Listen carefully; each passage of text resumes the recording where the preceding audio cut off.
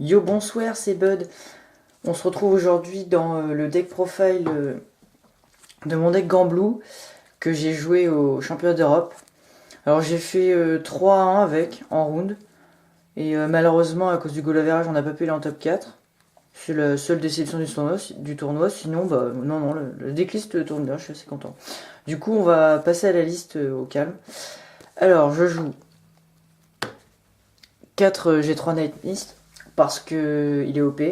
Il a deux effets, donc le plus important c'est le Limit Break 4. C'est un break ride, donc en gros, quand on ride par-dessus, le Vanguard qui a été ride par-dessus gagne 10 000, et ensuite on peut call jusqu'à 2 unités de la drop, et elle gagne 5 000. Et c'est gratuit. Surtout ça, l'important, c'est pas en GB1, et c'est gratuit, donc c'est vraiment pas mal. Et l'autre petit effet, c'est quand on a 4 airguards au plus Grand Blue, il gagne 2000. Mais c'est uniquement durant notre tour, c'est dommage. Mais ça aurait été, je pense, trop fort. Ensuite, je joue 2 comme ça. Alors lui, j'en joue que 2 parce que je veux rider absolument celui-là pour pouvoir spammer le break ride. Et en gros, lui, il apporte un petit complément, c'est que quand il est call en Vanguard, on peut call 1.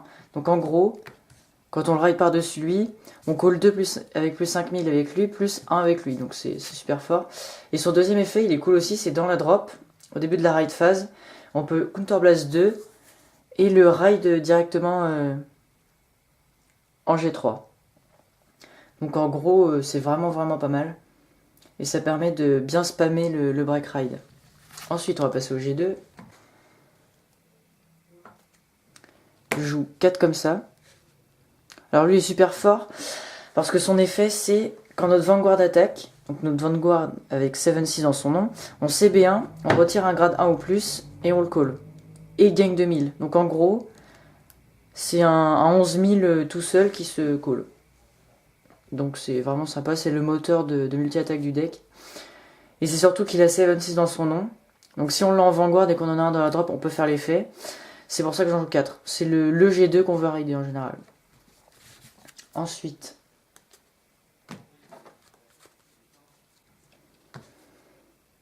donc 4 colombards. Alors lui, son effet, c'est GB1.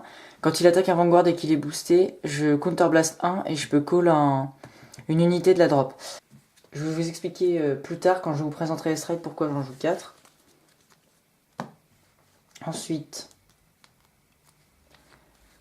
2 Negro Rook. Alors lui, son effet, c'est GB1. En gros, c'est les calls de la drop et qu'il est holo. C'est-à-dire qu'à la fin du tour, il retournera dans la drop. Il tape à 16 000. Donc c'est un machin, 16 000 tout seul. Donc c'est vraiment... Non, c'est fort. Il tape à 16 000 tout seul, pas dégueu. Donc en gros, j'en joue 2. Parce qu'il faut toujours en avoir un dans la drop. On peut pas se permettre d'en jouer qu'un et de l'avoir en dégâts. Il en faut toujours au moins un. Et si on en a 0 en dégâts, 2 c'est vraiment le must parce que souvent, sur le tour du break ride, on le call, donc il passe à 21, donc il passe 2 paliers, donc c'est super fort. Et ensuite, on le recollera. Donc en gros, 2 c'est le must, mais 1 c'est le minimum. Il est beaucoup trop fort pour risquer de l'avoir en dégâts. Ensuite, un canonnier. Alors lui, il est super fort. En GB1, s'il est call de la drop et qu'il est en holo, je peux counterblast 1, choisir une unité de mon adversaire, la péter et piocher 1. Donc en gros, c'est la carte contrôle du deck. En général, je joue full bourrin, mais quand je tombe contre des match-ups difficiles comme Angel ou Kagero, faut pas hésiter à le spammer. Et j'en joue qu'un parce que, comme je viens de le dire, je joue plus bourrin que contrôle. Et du coup, je m'en sers pas si souvent que ça. Et pour finir, un caillou, parce que Link c'est cancer et que ce deck a une grande facilité à avoir accès à ça et à le spammer, du coup Link devient tout de suite moins effrayant avec caillou. Ensuite, avant de vous montrer les G1, je vais vous montrer le starter. Donc je joue Peter. Alors lui il dit, donc c'est pas en GB1 et c'est ce qui fait que je l'adore. Je sais bien, je le mets en soul, je meule 2 cartes et je pioche 1. Et en gros, La principale raison de le jouer, c'est parce que bon, déjà on meule 2 en pioche 1, donc ça nourrit la drop et en pioche 1, donc c'est cool. Et ensuite, c'est combo avec ça. Elle dit, quand elle est call, on sous-baisse 2 pioche 1. Donc en gros, quand on ride G2, on fait l'effet de ça. Donc on a le G1 plus ça en soul, donc ça fait 2. Et ensuite l'épée. Donc en gros, on pioche 2, direct. En G2, donc c'est vraiment sympa. Du coup, ça justifie le fait d'en jouer 4, parce qu'on veut, c'est au mulligan, on la veut, elle. On n'en résoudra jamais 4. Au maximum 2 dans une game, parce qu'on n'a pas non plus 48 000 moteurs de soul. Mais en gros, on en joue 4 pour l'avoir au maximum en early game, pour pouvoir faire la combo starter plus épée, et c'est vraiment sympa. Ça permet de bien rusher tout en gardant de la main. Ensuite, je vous donne Nightcrow. Donc lui, c'est le G1 qu'on veut ride, mais on n'a pas la place d'en jouer plus, et c'est pas vraiment non plus nécessaire. C'est le meilleur à rider, mais c'est pas une nécessité absolue en gros. Mais c'est pas mal. En gros, la sortie parfaite, c'est on ride ce G1 là, avec le starter derrière. On ride G2. Effet du starter, je sais bien, je le fous en soul, je me le 2. Imaginons, par le plus grand des hasards, j'ai meulé un ça. Donc c'est pareil. Et ensuite, effet de l'épée, hop. Je me le cela. Du coup, effet de ça, qui nécessite un 7-6 dans son nom, et j'en ai un, hop, je le remplace. Et ensuite, je colle, je sais pas, imaginons lui, on s'en fout. Je tape, et fait, je sais bien, je colle ça, il gagne 2000, et ça fait une colonne à 18. Ça, c'est la sortie parfaite en early game. Bon, on l'a pas souvent, vu qu'on joue que de lui, mais avoir un G1 plus l'épée et un G2, c'est relativement courant. C'est ce que vous voulez c'est ce qu'on veut au mulligan en général. Ensuite,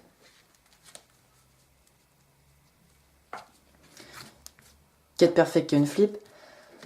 Parce qu'en gros, plus on a de CB, plus on casse la gueule à notre adversaire. Donc, plus on a de flip, plus on peut le défoncer. C'est aussi simple que ça. Puis elles sont belles en plus. Et pour finir, 4 Strider. Parce que je joue que 6 G3. Et on a envie de les rider pour pouvoir faire le break ride. Au lieu de stride avec, du coup, 4 Strider pour assurer les tours de stride. Ensuite, alors lui en GB1, s'il meurt parce qu'il a été holo, on unflip 2. Donc en gros, lui, il faut pas hésiter à le spammer. Dans tous les combos que je fais, en général, je trouve une petite place pour le call. Et unflip 2 à la fin pour rendre tout ça un peu gratuit, quoi. Ensuite, les triggers. Donc classique 4 heals. Parce que bah, c'est fort, les heals on aime bien, surtout maintenant avec les jeux Guardian. Ensuite, je joue 11 crit, dont les 4 qui se mettent en soul pour piocher 1. Alors lui, je le fais assez rarement, sauf pour le cas où j'ai besoin, il me manque un seul en soul pour résoudre une autre épée. Bon là, j'hésite pas à piocher 2, c'est cool. Mais en général, bon, on s'en sert jamais. C'est juste pour la forme, quoi. Et ensuite, dernier trigger, je joue un stand. Alors faut savoir que dans Bamboo, les stands c'est de la merde. Parce que c'est pas du tout combo avec le deck. Vu que quand notre Vanguard attaque, on reborn les slash shade. Du coup, on n'a aucune unité à restand, quasiment à part les back row. Et encore, on préfère les garder pour justement booster eux.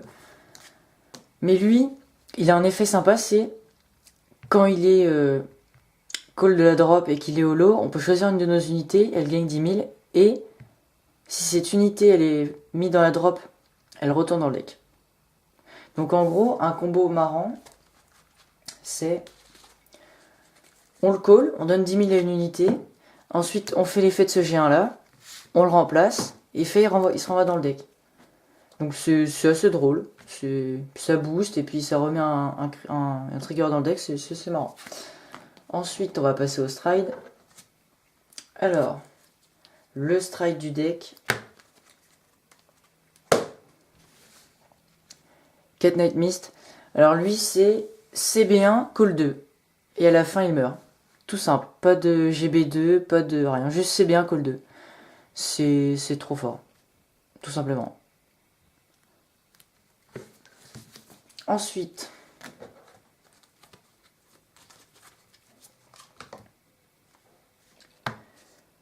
Je joue 2 Obadiah. Alors du coup c'est avec lui. C'est lui qui justifie la présence de 4 colombards. Parce qu'en gros, j'ai construit mon deck de façon à faire tout le temps lui premier stride, tout le temps, tout en ayant un ça en main, en gros. Parce que lui, il dit, quand il est placé en Vanguard, on choisit 3 unités du deck et on les met dans la drop. Donc en gros, c'est le stride de setup. Et si on envoyait 2 unités avec holo dans leur nom, enfin non, pas dans leur nom, je veux dire avec la capacité holo, pardon, on peut call une unité normale ghosty. Donc en gros, le strider. Et donc, le tour où on fait ça, si on n'a pas le break ride, on colle rien en gros. Donc pas de multi-attaque, pas de bourrinage. Et le fait de jouer 4 ça me permet de l'avoir souvent et d'en garder un le tour où je fais lui. Donc en gros, je setup, j'envoie ce que j'ai besoin, je le colle de la main, je mets un truc pour le booster, ou alors j'ai déjà. Et ça me permet de, tout en faisant un tour de setup, de faire du multi-attaque. Et c'est pour ça que je joue 4 ça. C'est juste pour ça, pour faire tout le temps lui premier stride avec ça en main. Ou même, je le call en G3 et je fais une G-Guardian pour le protéger. C'est juste pour ça. Et franchement, ça tourne super bien. Vu qu'on en joue 4, on les a souvent. Et en général, le tour où je fais ça, le mec passe à 5. Parce que, vu que j'envoie ce que je veux avec lui, je peux faire facilement 4 attaques. Et c'est vraiment sympa.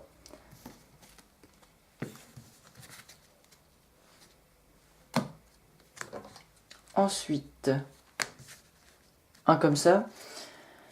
Alors lui, il sert quasiment à rien. C'est quand il touche, je peux call une unité, elle gagne 2000. Mais en gros, je le fais parce que je me suis rendu compte que souvent, quand je fais le break ride, bah, j'ai un terrain rempli.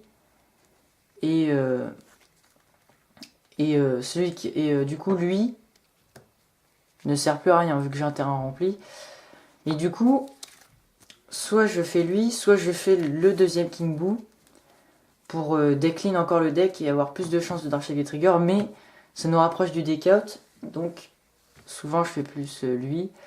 Et au cas où il touche, bah, je peux coller un truc avec une 2000, donc c'est pas dégueu. Hop. Ensuite, lui c'est CB1, call 2 sur des zones, sur des rearguard circle déjà occupés. Donc en gros c'est de la merde. Il sert à rien, c'est de la bouffe pour le G-Assist, principalement. C'est uniquement pour ça que je joue. Puis bon, il est en foil, il est beau. Enfin bref, c'est de la merde, c'est pour le G-Assist. Ensuite, de Night Rose. Elle est super forte. En général, quand je la fais, c'est que c'est mon last turn. Elle a pas besoin d'un cœur avec Night Rose. C'est pour ça qu'on peut la jouer dans 7 Seas. Donc c'est en GB2. Quand il attaque, on a flip elle-même. Pour ça que j'en joue 2. Et donc quand elle attaque, on a le flip elle-même. On CB2 et on call 2 unités sans différents throws. Donc pas 2 front throws, mais une colonne. Et c'est vraiment trop fort. Surtout qu'en plus, ça marche avec lui. Du coup, en général, dans mes final turns, je fais break ride, je call tout, je tape avec elle, effet, je call 2, ensuite effet de lui, je recais bien, je recall. Donc en gros, après avoir tapé, je tape avec le Vanguard, j'ai encore 2 attaques. Et c'est vraiment fort. Et c'est vraiment pour le last turn que je fais ça, en général. Ensuite, on va passer au G-Guardian. Je joue 2 L. Donc L, c'est quand elle est placée en Guardian Cycle, on peut meuler 2 pour lui faire gagner 5000 de shield. Donc, bon, moi j'aime pas trop faire l'effet. Sauf si je suis en G3 et que j'ai pas encore fait Obadiah et que j'ai pas encore de ressources dans la drop. J'aime bien le faire au cas où j'ai des combos pistes pour directement passer à des strides plus bourrins que du setup. Mais ouais, meuler 2, ça rapproche du deck out. Surtout que bon, bah, on a le stride qui renvoie 3 du deck à drop, du coup on n'a pas vraiment besoin de meuler, mais bon, c'est la seule qu'on ait pour l'instant.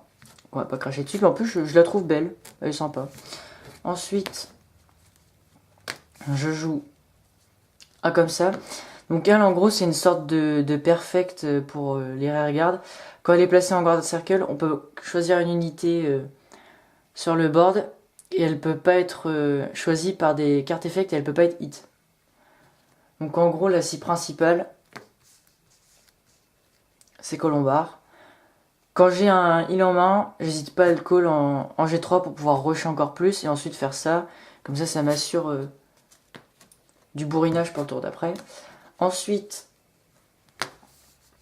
un comme ça. Parce que c'est fort, tout simplement. En gros, quand elle est placée en guard circle, on peut défausser une carte. Et elle gagne 10 000 de shield. Donc c'est 25 000 de shield. C'est vraiment sympa. J'en joue qu'une parce que... on n'a pas besoin de deux, tout simplement. Le deck pioche suffisamment et fait du CA, on a vraiment pas besoin de deux. Puis c'est en GB1, du coup... en général, au premier strat, les gens prennent déjà suffisamment cher. Ensuite, je joue un comme ça. Parce que contre les decks qui gradlock, c'est toujours cool. Il y a un combo que j'aime bien faire, c'est le tour où je fais ça. C'est de faire le starter. En gros, lui, c'est CB2 défausse 1 et on peut le strider si l'adversaire a pas ride. Le tour, il a pas ride ce tour. Donc en gros, quand il te gradlock G2, tu fais lui, ensuite tu colles lui, tu dis holo, parce que c'est en G1 et on est... Et à la fin, tu flips 2. Donc en gros, tu fais lui gratuitement contre un mec en G2. Et ça débloque le G1. Donc c'est vraiment pas mal. Mais bon, sans j'en joue qu'un dans le main deck, du coup ça arrive rarement. Mais quand ça arrive, c'est vraiment sympa. Et pour finir, un comme ça. Parce que c'est drôle. CB1, je faisais une carte de la G-Zone, on la retourne. Et c'est une unité qui gagne 5000 pour chaque carte face-up dans la G-Zone. Et ouais... c'est parce que j'ai de la place en G-Zone que je le mets, sinon, bof. Je m'en sers quasiment jamais. Sauf contre les match-ups vraiment à rallonge, qui font du CA et qui défendent tout, mais sinon, ouais, on sert jamais. Et aussi, c'est un strike cray pour le caillou, voilà. Bon. C'est fini pour la liste. Je vais vous montrer 2-3 combos et 2-3 astuces pour les match-ups. Alors, en gros, contre tout ce qui est, comment dire, match-up chiant, genre Kagero, Angel, toutes ces conneries-là, le mieux, un truc tout simple, c'est de spammer lui, en gros, et de faire l'effet sur le starter plus le canonnier. En gros, ça fait CB1, je colle 2, donc je colle ces deux-là, holo, holo, effet CB1, je pète un, je pioche un, et lui, elle a une phase, il va me filer 2. Donc en gros, gratuitement, donc en gros, sans dépenser de carte de la main et gratuitement, on pète une carte, on pioche un, et on attaque à 14. Donc en gros, ça sert pour péter les NLM, les Broken Earth, toutes ces conneries-là. Et en gros, on conserve un CA conséquent, et ça fait durer la game. Parce qu'on peut pas risquer contre Kagero, par exemple, de faire full bourrin et de se prendre un Griffin into toutes ces conneries pour péter pendant notre tour. C'est pas possible. Donc en gros, ça, contre Angel, on peut pas risquer non plus de lui laisser ses Broken Earth et de faire des colonnes à 49 000 et de stand, enfin bref. Et sinon, contre tous les autres match-ups,